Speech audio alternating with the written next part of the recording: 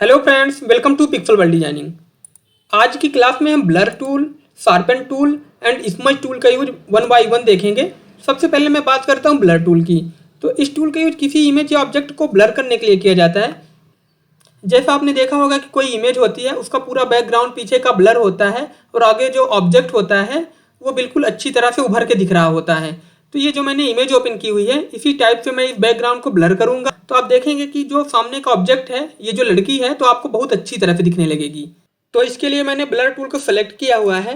अब आप टॉप में देखेंगे तो इस टूल से रिलेटेड कुछ ऑप्शन आपको दिख रहे हैं। फर्स्ट नंबर पे आप देखेंगे तो साइज और हार्डनेस को आप अपनी ज़रूरत के हिसाब से कम और ज़्यादा कर सकते हैं और उसी टाइप से आप ब्रश सेलेक्ट कर सकते हैं। और सेकंड नंबर पे आप देखेंगे टॉगल द ब्रश साइज। तो जो भी ब्रश आपने सेलेक्ट किया हुआ है, उसी के सारे ऑप्शन आपको यहाँ पे दिख रहे हैं। तो ये चीज़ें मैं रहने देता हूँ क्योंकि ब्रश टूल की क्लास में अच्छी तरह से आपको बताया था।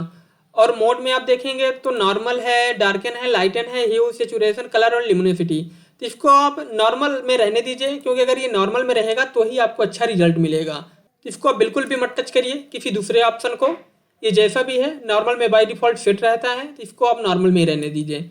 और नेक्स्ट ऑप्शन आप देखेंगे तो स्ट्रेंथ है। इसका यूज इंपॉर्टेंट है क्योंकि आप जितनी भी स्ट्रेंथ रखेंगे, अगर आप कम रखेंगे तो कम ब्लर होगा जिस भी इमेज को आप ब्लर करना चाह रहे हैं। तो अगर आप कम स्ट्रेंथ रखेंगे तो कम ब्लर होगी, और अगर आप 100% स्ट्रेंथ रखेंगे अच्छी तरह से ब्लर होगी, मतलब उसकी जो ब्लरनेस है वो 100% रहेगी। तो आप इसको अपनी ज़रूरत के हिसाब से कम और ज़्यादा कर सकते हैं। जैसा आप चाहते हैं इमेज में ब्लर करना, उसी के हिसाब से आप वर्क करिए। और सिंपल आल लेयर, इसका यूज तो आपको अच्छी तरह समझ में आ गया होगा। पिछली क्लास में मैंने अच्छी तरह से आपको बताया था, लेकिन यहाँ पे भी है तो इसको मैं एक बार बता देता हूँ। सिंपल आल लेयर का मतलब है कि आप जब भी न्यू लेयर क्रिएट करेंगे तो अगर और उस पर अगर वर्क करेंगे आप, तो नीचे जो भी लेयर है उसको वो कैच करके वर्क करेगा उस इमेज पे, और जो आपकी ओरिजिनल इमेज है सिक्योर रहेगी। तो इसके लिए मैं एक न्यू लेयर लेता हूँ और आपको इसका यूज समझाता हूँ। जैसे ये मैंने न्यू लेयर ले ली है। अब आप इमेज में देखेंगे तो एक सर्कल आपको दिख रहा है। इस सर्कल को आप ब्रश टूल की तरह ही लेफ्ट स्क्वायर ब्रैकेट से छोटा होता है और राइट स्क्वायर ब्रैकेट से बड़ा होता है। इसको छोटा और बड़ा करने के और भी ऑप्शन अपने पास हैं जो आपको पता होंगे। अब अभी आप देखेंगे तो लेयर वन ब्लैंक है, और जैसे ही मैं यहाँ पे ब्लर टूल का यूज करूँगा तो लेयर वन में कुछ टेक्सचर आपको दिखने लगेगा। ये देखिए मैंने यूज किया, ये देखिए। अब आप देखेंगे तो यहाँ पे कुछ टेक्सचर दिख रहा है। इसका मतलब यह है कि इसने बैकग्राउंड लेयर को सेलेक्ट किया है और वहाँ से ब्लर करना स्टार्ट किया है। इसके लिए मैं कंट्रोल जेड करता हूँ और इसको ऑफ करके दिखाता हूँ सिंपल आर लेयर को। अब मैं जो भी वर्क करूँगा यहाँ पे ब्लर टूल का यूज करूँगा तो आप देखेंगे तो यहाँ पे कुछ भी नहीं होगा क्योंकि नीचे वाली लेयर को सेलेक्ट नहीं करेगा। ये देखिए अब आपको कुछ भी नहीं दिख रहा। तो इसका मतलब भी आपको समझ में आ गया होगा। लेकिन आप जब भी वर्क करें तो न्यू लेयर पे करें क्योंकि जो भी आपकी इमेज रहती है, जिस भी इमेज पे आप वर्क कर रहे हैं, वो बिल्कुल सेफ रहती है। तो आपसे अगर कोई गलती भी हो जाती है इमेज में तो आप न्यू लेयर को डिलीट करके पुरानी इमेज में दोबारा काम स्टार्ट कर सकते हैं। अब इस इमेज का बैकग्राउंड ब्लर करके आपको दिखाता हूँ। अभी आप देखेंगे कि मैं ब्लर टूल का यूज कर रहा हूँ तो कुछ भी ब्लरनेस यहाँ पे नहीं दिख रही है, लेकिन लेयर वन पे ब्लर हो रहा है। इसका मतलब ये है कि इस इमेज का साइज बहुत बड़ा है। साइज चेक करने के लिए आप कंट्रोल एल्ट आई करेंगे तो आप देखेंगे कि ये साइज 4192 पिक्सल की है। तो आपको ये बात याद रखनी जरूरी है कि अगर इमेज का साइज बहुत बड़ा होगा तो ब्लर टूल का यूज आपको अच्छी तरह समझ में नहीं आएगा। अगर आप कोई भी पार्ट को ब्लर करेंगे तो वो ब्लर टूल से ब्लर ही नहीं होगा, क्योंकि ये सिर्फ छोटी इमेज में यूज करने के लिए है। अगर आप बड़ी इमेज में ब्लर करना चाहते हैं तो उसके लिए बहुत अच्छे टूल हैं फोटोशॉप में, आप उनका यूज करेंगे। तो इसका साइज मैं 1000 पिक्सल करता हूँ। ये देखिए 1000 पिक्सल किया और ओके करता हूँ मैं, और इसको मैं जूम करता हूँ। और इस इमेज में मैं ब्लर टूल का यूज करूँगा तो आपको अच्छी तरह से दिखेगा। तो मैं साइज को छोटा करता हूँ और यहाँ पे ब्लर करना स्टार्ट करता हूँ। ये देखिए अब आपको ब्लर दिख रही होगी। ये देखिए मैं जूम करता हूँ तो आपको अच्छी तरह समझ में आएगा। ये देखिए जिस भी पार्ट को मैं ब्लर कर रहा हूँ वो पार्ट अब ब्लर हो रहा है। ये देखिए अच्छी तरह से ब्लर हो रहा है। आप अपनी ज़रूरत के हिसाब से साइज को कम और ज़्यादा कर सकते हैं। किसी बड़े पार्ट में अगर आपको ब्लर करना है तो आप साइज को बड़ा कर लीजिए, और अगर किसी छोटे पार्ट को ब्लर करना है तो आप साइज को छोटा कर लीजिए। ये देखिए मैंने छोटा किया साइज को तो अच्छी तरह से ब्लर हो गया, क्योंकि अगर आप ऑब्जेक्ट के ऊपर कर देंगे जिस एरिया को आपको ब्लर नहीं करना है, तो अगर उसके ऊपर चला गया तो वो भी एरिया ब्लर हो जाएगा। तो तो इस चीज़ का आपको ध्यान रखना पड़ेगा। थोड़ी सी सावधानी से आप इसको अच्छी तरह से यूज कर सकते हैं और बहुत यूजफुल टूल है छोटी छोटी चीज़ों के लिए। बड़ी चीज़ों के लिए तो मैं नहीं बोलूँगा, क्योंकि इससे भी अच्छे शानदार टूल है फोटोशॉप में। आप आगे की क्लास में देखेंगे तो आपको मज़ा आएगा। किसी भी इमेज का बैकग्राउंड ब्लर करने के लिए उन टूल का यूज बहुत शानदार है। देखिए मैं इमेज को थोड़ा सा जूम करता हूँ और जिस पार्ट में ब्लर नहीं हुआ है उस पार्ट को मैं साइज छोटा करके अच्छी तरह से ब्लर करता हूँ। ये देखिए ये छोटी छोटी सी जगह जो बची हुई थी इसको मैं साइज को छोटा करके अच्छी तरह से। और अगर आप ब्लर कर रहे हैं, कभी हैंड के ऊपर चला गया या किसी पार्ट में चला गया, तो उसको आप इरेजर टूल का यूज करके उसको आप वहाँ से इरेज भी कर सकते हैं। ये देखिए इस पार्ट में चला गया था हैंड के ऊपर, तो मैंने इसको डिलीट कर दिया। अब आप देखेंगे तो ये इमेज ब्लर हो चुकी है बैकग्राउंड इसका। साइज को बड़ा करता हूँ और इस एरिया को थोड़ा सा और ब्लर करता हूँ।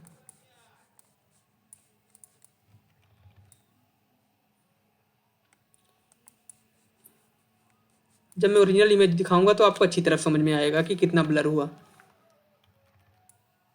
ये देखिए कुछ पार्ट बच रह गया था, उसको मैं अच्छी तरह से ब्लर कर दे रहा हूँ। ये देखिए। और अब मैं लेयर 1 को डिसेबल करूँगा तो आप देखेंगे कि ओरिजिनल इमेज कैसे थी और ब्लर करने के बाद इमेज आपको कैसे दिख रही है। तो मैंने डिसेबल किया, आप देखेंगे ये ओरिजिनल इमेज थी और ये ब्लर करने के बाद की इमेज है। तो ब्लर टूल का यूज भी आपको समझ में आ गया होगा। लेकिन आप जब भी वीडियो देखें तो कुछ इमेजेस को आप डाउनलोड करके उन पे आप ब्लर टूल का यूज करें तो आपको अच्छी तरह से समझ में आएगा इस टूल का यूज। तो मैं नेक्स्ट चलता हूँ शार्पन टूल पे। तो इस टूल का यूज किसी भी इमेज को शार्प करने के लिए किया जाता है। मतलब जैसे कोई इमेज होती है धुंधली होती है तो आप इस टूल का यूज करके उस इमेज को ब्राइट कर सकते हैं। जैसे मैं इसका यूज करके आपको दिखाता हूँ। मैं लेयर 1 को डिलीट करता हूँ और एक न्यू लेयर लेता हूँ, न्यू लेयर लेता हूँ। अब इस इमेज में मैं जैसे इसका यूज करूँगा स्ट्रेंथ 100% है। अब देखेंगे कि यहाँ पे कुछ तेज हो रही है इमेज, मतलब ज़्यादा शार्प हो रही है, डिटेलिंग आ रही है बैकग्राउंड की। अब जब मैं इसको डिसेबल करूँगा तो आपको अच्छी तरह समझ में आएगा। ये देखिए ये ओरिजिनल इमेज थी और ये शार्प टूल का यूज करने के बाद। तो इस टाइप से आप किसी भी धुंधली इमेज को अच्छी तरह से शार्प कर सकते हैं। या कोई इमेज होती है उसको फेस में भी कोई जगह अगर ऐसी होती है कि डल दिख रही होती है आपको, तो इस टूल का यूज करके आप उस जगह को भी शार्प कर सकते हैं। जैसे कुछ हेयर में मैं इसका यूज करता हूँ तो आप देखेंगे कि देखिए यहाँ पे किया मैंने, लेकिन इसका यूज बहुत सावधानी से करना पड़ता है। अगर आपने कहीं किसी एक जगह पे इसका बार बार यूज कर दिया तो वो इमेज ऐसे लगेगी जैसे जल गई हो। तो जैसे मैं इसके हैंड में इसको बार बार यूज करके आपको दिखाता हूँ। ये देखिए किस टाइप से दिखने लगी। ये ओरिजिनल थी, ये देखिए। तो इस टूल का यूज करके आप इमेज के किसी भी पार्ट को शार्प कर सकते हैं। ये ज़रूरी नहीं है कि आप बैकग्राउंड को ही शार्प करें।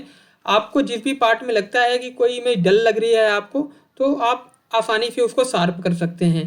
तो इस टूल का यूज भी आपको अच्छी तरह समझ में आ गया होगा। अब मैं नेक्स्ट टूल को पिक करता हूँ। तो मेरा नेक्स्ट टूल है स्मज टूल। इसके लिए मैं लेयर 1 को डिलीट करता हूँ और मैं एक न्यू लेयर क्रिएट करता हूँ। स्मज टूल का यूज किसी भी इमेज या ऑब्जेक्ट के बैकग्राउंड को लिक्विड की तरह मिक्स करने के लिए किया जाता है। जैसे आपने देखा होगा कुछ बैकग्राउंड होते हैं वो बिल्कुल लिक्विड की तरह होते हैं, फैले हुए होते हैं और वो देखने में बहुत अच्छे लगते हैं। तो ठीक इसी टाइप से आप इसका यूज करके इस बैकग्राउंड को लिक्विड की तरह फैला सकते हैं। जैसे अभी आप देखेंगे कि स्ट्रेंथ यहाँ पे 100% है, तो आप देखेंगे कि यहाँ पे ज़्यादा फैल रहा है, ये अच्छा नहीं लग रहा। इसको आप कर लीजिए 20%। और अगर उसमें भी थोड़ा सा आपको अच्छा नहीं लगता तो उसको आप और कम कर सकते हैं। अपनी ज़रूरत के हिसाब से आप इसको एडजस्ट कर सकते हैं। अब आप देखेंगे तो यहाँ पे थोड़ा सा अच्छा लग रहा है। ये देखिए आप, ये बिल्कुल लिक्विड की तरह फैल रहा है। ये देखिए। तो आप इसको आसानी से जिस भी पॉइंट को आपको फैलाना है इसको क्लिक करके आप इसको आसानी से कर सकते हैं। ये देखिए। और जब ये पूरी जगह हो जाएगा तो आपको अच्छा लगेगा देखने में।